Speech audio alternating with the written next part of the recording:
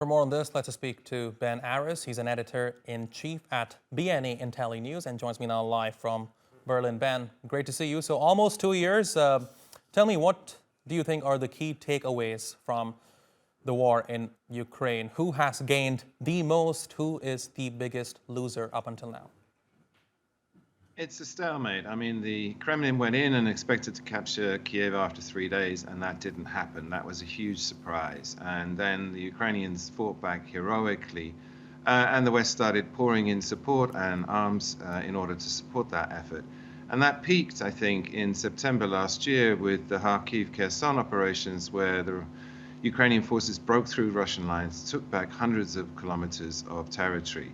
However, then there was a pause while Ukraine waited for more arms, bigger, more powerful weapons, the Leopard tanks, for example. And during that time, Russia built very extensive defenses. And then this summer, there was supposed to be another counteroffensive where it was hoped that Ukraine would make another breakthrough, that it could cut the land bridge that connects the Russian border with Crimea. And unfortunately, that went nowhere. That was actually an abject failure. And again, it was partly because Ukrainians are undersupplied and partly because they've given the Russians too much time to build defenses. And now we're seeing the situation's changed again, particularly with the lack of US financial support, that Ukrainians are now, since January, starting to rapidly run out of munitions. And we've seen that manifest in the battle for Adviivka, like your correspondent reported, which fell. I mean, the Russians have been attacking that since October last year, and then finally the Ukrainian positions were overrun at last weekend. And that's a bad sign. I mean, that's the first major city to fall to the Russians in over a year, if not longer. And I think this is where we find ourselves now, that the Ukrainians have been pushed into a corner, they're running out of munitions, and the Russians are stepping up and continuing their attack. They're actually taking advantage of this difficult position Ukraine finds it in.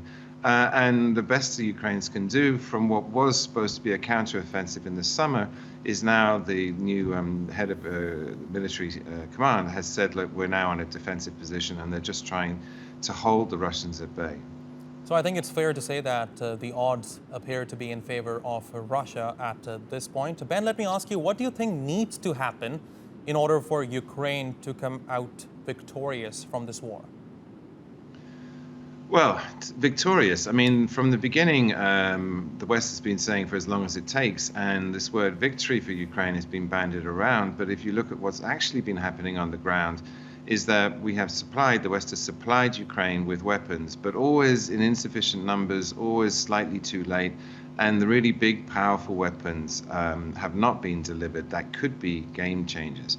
Case in point is that Zelensky has been asking for the Germans to hand over some of their Taurus cruise missiles. These things are extremely powerful. They could blow up the Kerch Bridge, for example. And the Germans have been very reluctant to do that. The same is the story over the F-16s that have been promised to Ukraine. Zelensky has, from day one of this war, been asking for fighter jets in order to close the airspace.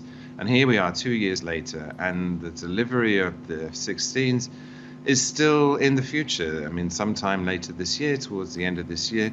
And those things are game changers, and they haven't been supplied. So the reality of the situation is that the strategy has not been to allow Ukraine to win, it's just to make sure it doesn't lose. And that continues to happen. But unfortunately, that's a formula that will maximize the deaths on both sides. Ben Aris, it's always a pleasure talking to you. Thank you very much for talking to us here on TRT World.